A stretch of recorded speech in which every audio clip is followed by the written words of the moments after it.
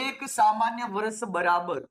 હવે મારું દિમાગ એટલું તૈયાર થઈ ગયું, જેવું એક સામાન્ય વર્ષ વાંચો એટલે મને એક સીધો આંકડો મગજમાં ફિટ થાય. કયો સાહેબ? 365 દિવસ સીધા યાદ આવી ગયા.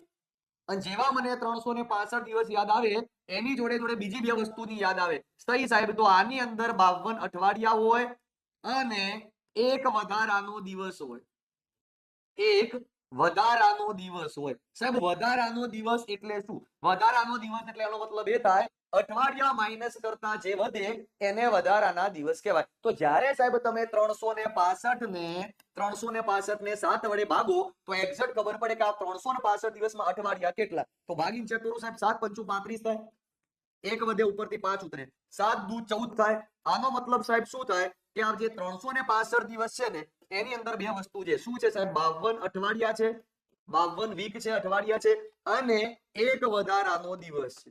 એક લીપ વર્ષ બરાબર 366 દિવસ કે જેમાં 52 અઠવાડિયા હોય અને બે વધારાના દિવસો હોય. બે વધારાના દિવસો હોય. મિત્રો યાદ રાખજો, આ વધારાના દિવસ છે ને એ કદાચ કોઈ વિદ્યાર્થીને ખબર હોય તો ઓલી સંભાવનાની અંદર જ્યારે કેલેન્ડરની સંભાવના આવશે ને ત્યારે તમને આ બંને વસ્તુનો ઉપયોગ કરવાની જરૂર પડશે. કેલેન્ડરની સંભાવનામાં એવું કહેશે લીપ વર્ષમાં 53 બુધવાર આવવાની સંભાવના કેટલી? ખેલ ખતમ કરી નાખો. લીપ વર્ષ એટલે બેના ભાગમાં 7 જવાબ આવે.